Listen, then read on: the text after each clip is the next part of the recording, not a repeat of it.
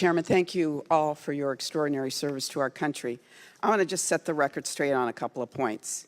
It was in 2017 that then President Trump relaxed rules of engagement for airstrikes, and there was a massive increase in civilian casualties, a 330% increase during Trump's administration.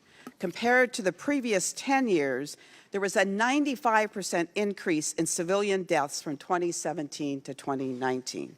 It was then President Trump who in mid-2018 ordered talks with the Taliban without the Afghani leadership.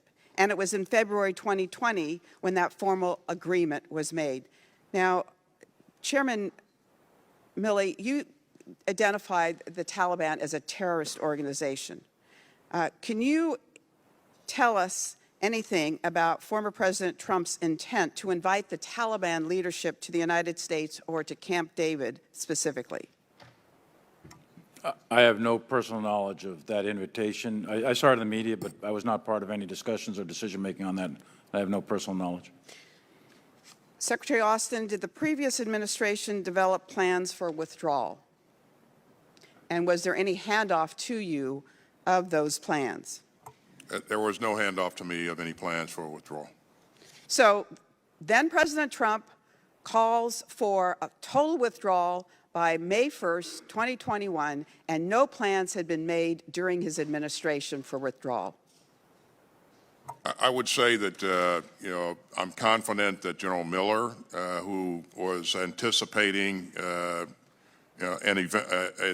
decision one way or the other, was making plans, and I certainly would defer to General McKenzie in terms of what he might have done.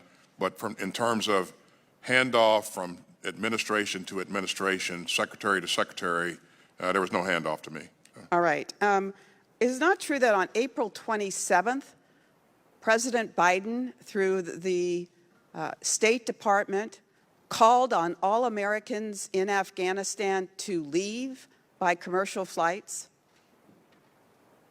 Can any of you answer that question? Well, that was in fact what happened. I don't have knowledge of that. All right. That was in fact what happened. So we put on notice all Americans in Afghanistan on April 27th. It was time to get out. Let me ask you this, General Milley. What was the impact of President Trump's drawdown to 2,500 troops despite the Taliban's noncompliance with much of the peace agreement? And how did that affect our intelligence gathering? So there's two questions there. The first question, I think the Doha agreement itself, because of the nature of it, and this is more 2020 hindsight perhaps, but we now believe that the Doha agreement itself perhaps undermined or contributed to the undermining of the morale, confidence of the government because it was a bilateral agreement, et cetera. But having said that, there were conditions built into that, one of which was met, many of which were not. And the drawdown to 2,500 proceeded because of the fundamental condition of they weren't attacking us was being met.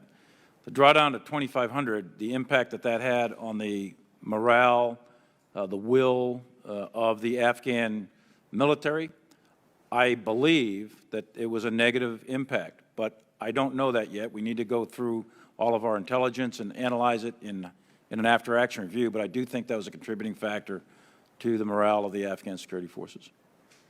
General Milley, there's been a lot of talk about retaining 2,500 service members in Afghanistan.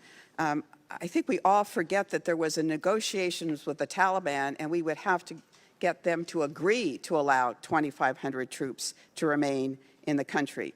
Having said that, in your view, would a small force of 2,500 be sufficient to achieve anything of value? I think that the 2,500 would have been at great risk in terms of the Taliban. I have no doubt that the Taliban would have reinitiated combat operations or attacks on U.S. forces, and the 2,500 would have been at increased risk to that. What's the value of keeping the 2,500? It has as much to do with the morale and the keeping advisors with them and having the morale of the Afghan security forces and demonstrating confidence in the government. Going to zero, it's clear to me that one of the big lessons learned we have to unpack from the military side is the mirror imaging and the development of the Afghan military. And they became dependent upon our presence, Apologize, but the Sorry. gentle lady's time has expired. Ms.